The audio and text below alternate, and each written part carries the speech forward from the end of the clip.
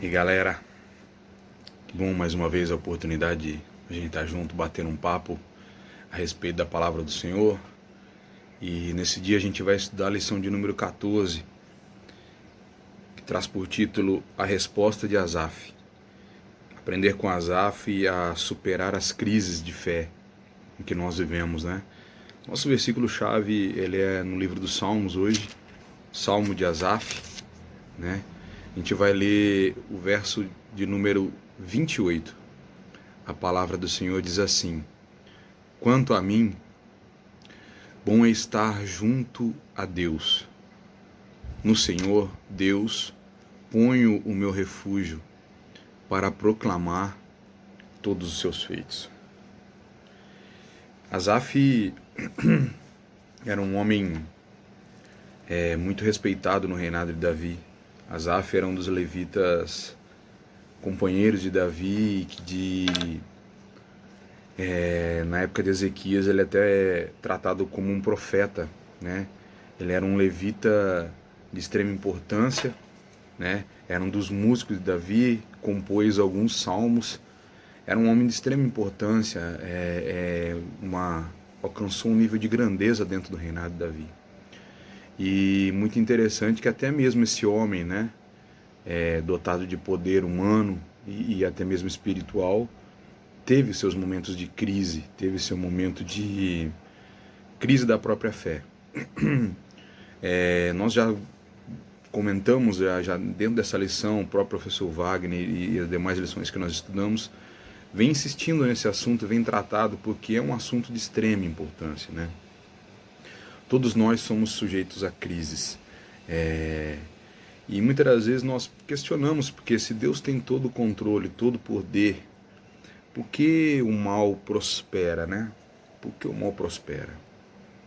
Porque muitas das vezes nós vemos sobressair as pessoas que não servem a Deus, e a resposta a essa questão muitas das vezes pode ser suficiente a nossa mente, pode ser suficiente a nossa razão até de alguma forma, porém muitas das vezes como é difícil ter isso dentro do coração, como é difícil entender que muitas das vezes como nós, no nosso momento de reflexão pessoal, íntima, no nosso momento ali no nosso quarto, no nosso momento de solidão, como é difícil tratar essas questões em primeira pessoa, né?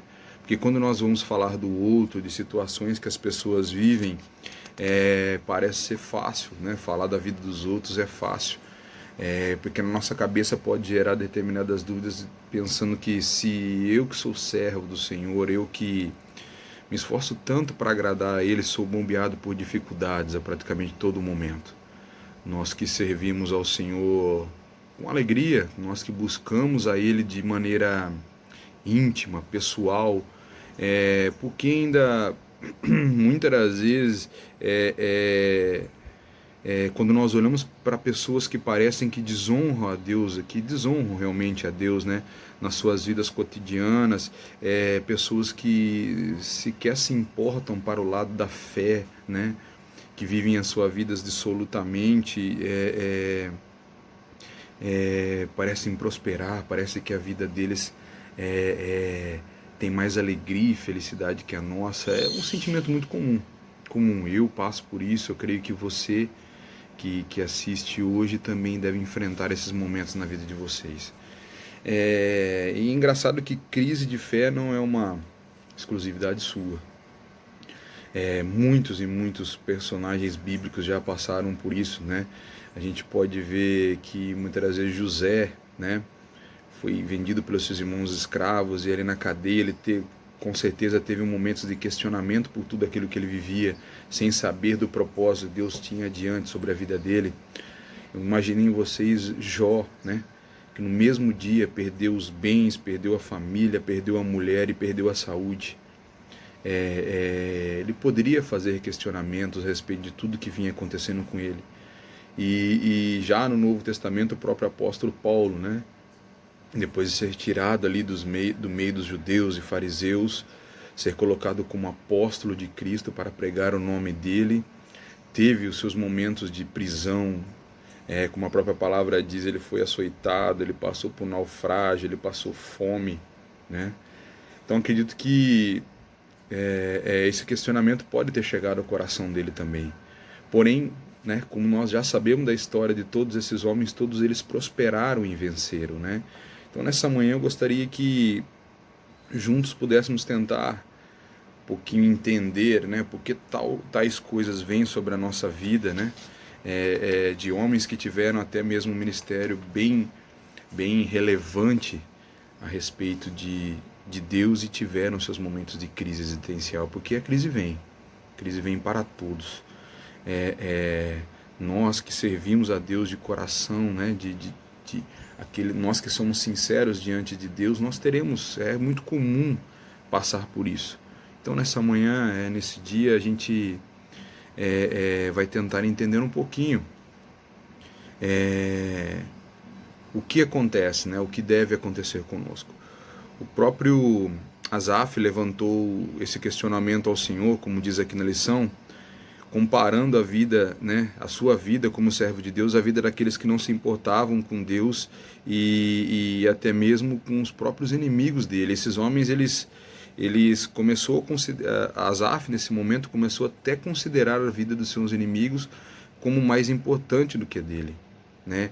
E ele que tinha uma vida consagrava a Deus, enfrentava muitas lutas em seu dia a dia e muitas vezes ele contemplava a vida daqueles que eram seus inimigos e esses homens pareciam que viviam ali no bem bom, né? Vivendo inconsequentemente, dissolutamente, né?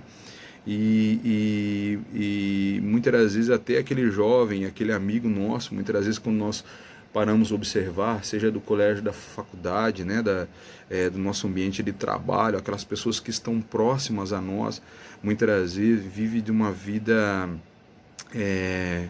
desregrada, né? Outros jovens que não temem a Deus, que nós conhecemos, parecem que a vida deles é repleta de alegria, de felicidade, né? Mesmo que sejam em momentos passageiros, mas nós que tentamos conduzir a nossa vida dentro dos caminhos do Senhor, né? Tentar nos abster de prazeres carnais que jovens, nossos conhecidos, amigos e parceiros vivem, parece que a vida deles prospera mais do que a nossa, mesmo quando nós nos privamos de prazeres que o mundo dá. E às vezes é difícil a gente entender, né? E é engraçado que Asaf, dentro dessa passagem, gostaria de convidá-los a ler esse Salmo 73 inteiro. Vocês vão ver que dentro desse momento que ele vai escrevendo, ele coloca ali que o que estava no coração dele, na realidade, era de certa forma, mesmo que escondido, era uma inveja pela vida daquelas pessoas que não temiam a Deus. E dentro dessa situação, essa perspectiva ela é extremamente perigosa. Quando nós começamos a contemplar a vida das pessoas que estão próximas a nós e não servem a Deus, isso sempre em primeira pessoa, falando o que eu passo, o que eu vivo, o que eu tenho, como isso é complicado.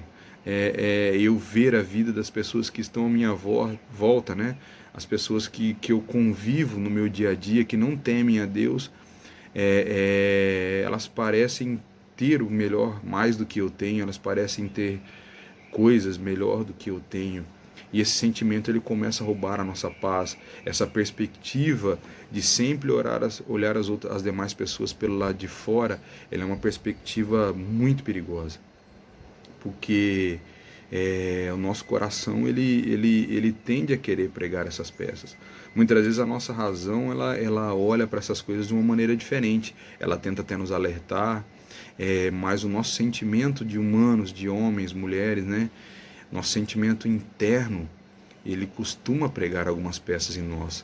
Por isso que eu disse que Asaf, ele começa a entender que na realidade ele estava invejando a vida do ímpio.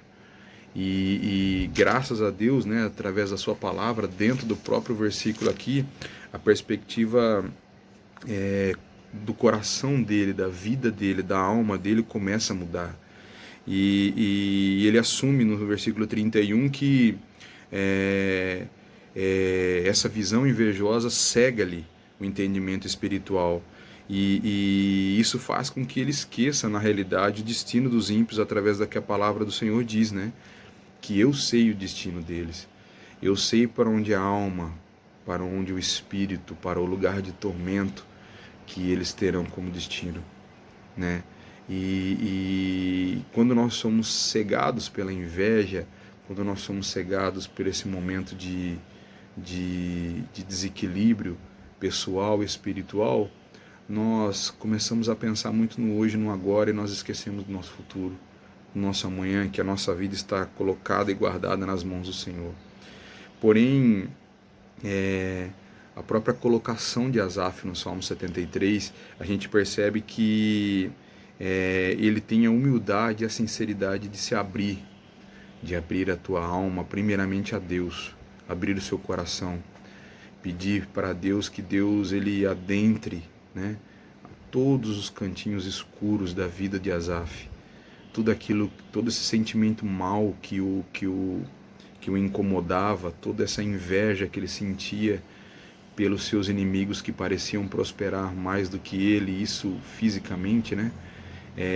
Deus começa a trabalhar na vida de Asaf. E não temendo expor as suas fraquezas, né? Pelo contrário, ele foi maduro o suficiente para admitir as próprias limitações e assim em Deus encontrar a sua ajuda. Ele começa a entender que, diferente do que ele pensava, que Deus não contemplava aquilo que ele vivia, assim como Jó, né? Assim como eu citei aqui a vida de José e como a própria vida do apóstolo Paulo, Deus contemplava esses homens, contemplava a vida deles, e mesmo enfrentando aquele momento passageiro de grande tribulação, amargura e sofrimento, eles vieram encontrar em Deus o conforto e a paz para o coração. E nem sempre essa paz, esse conforto é da maneira física. Muitas das vezes eles continuaram sofrendo por aquilo que eles viviam. Eles continuavam pagando um alto preço por declarar Jesus como seu único suficiente Salvador. Porém, como eu disse, no coração, que é o lugar mais difícil de se buscar, né? Porque muitas vezes a razão é mais fácil. A nossa mente ela trabalha mais rápido, às vezes em relação a entender algumas coisas, mas nosso sentimento interno, nosso coração, nosso íntimo, aquilo que nós não expomos às pessoas, aquilo que nós não colocamos para fora, às vezes essa área é mais difícil de ser alcançada. E quando nós começamos a entender esse trabalhar de Deus e saber que Ele sabe de tudo, que Ele contempla todas as coisas e que muitas vezes nosso momento de luta é apenas uma fase, um momento de dificuldade que nós estamos enfrentando, a paz de saber que Deus está no controle de todas as coisas, ela vem para a nossa vida. Ela nos alcança se nós nos mantemos fiéis a Ele. E esse é o grande desafio para nós. Nós sabemos que Deus é fiel em todas as coisas, mas nós temos nos mantido fiéis, mesmo nesses dias tão difíceis, principalmente nesse momento de pandemia do qual nós temos enfrentado, onde muitas das vezes nós ficamos muito reclusos, né, mais introspectivos.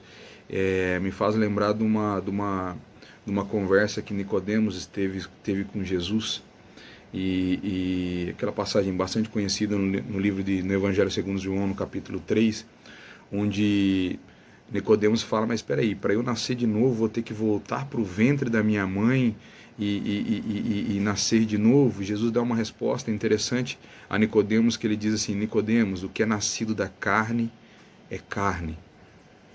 Ou seja, nem que você entre no ventre da tua mãe e nasça de novo, você vai continuar num looping. Você vai estar nascendo de novo da carne e vai continuar sendo carne, ou seja, você nasce do pecado e vai continuar sendo pecador, assim eternamente num looping. Porém, aquele que é nascido do Espírito, ou seja, aquele que entende a minha vontade, aquele que nasce de novo, num nascimento agora de uma forma espiritual, aceitando o sacrifício de Cristo, aquele que nasce do Espírito é Espírito, ou seja, aquele que entende a salvação vinda de Cristo através do derramamento do seu sangue ali na cruz, esse tem a libertação verdadeira do mundo da carne. Ele deixa as coisas carnais de lado e começa a viver as coisas espirituais. Então que nessa manhã nós possamos colocar a nossa dificuldade diante de Deus, sabendo que mesmo quando o mal parece prosperar à nossa volta, quando pessoas que não têm a Cristo parecem ter uma vida vitoriosa, Deus o sabe o seu fim. Deus conhece aonde a vida, né, dessas pessoas vai terminar, que toda essa vida dissoluta, se eles não vierem a se arrependerem, tudo isso terá um resultado triste no final. Porém nós, mesmo enfrentando dificuldades, lutas, muitas vezes desafios que parecem não ter fim, quando a nossa alma está voltada a Cristo, quando a nossa alma está ligada a Ele, quando o nosso espírito tem a esse Pai poderoso e maravilhoso para recorrer, nós somos muito mais do que vencedores. Amém? Que Deus continue abençoando a vida de vocês e até a próxima aula. Fiquem com Deus. Até mais.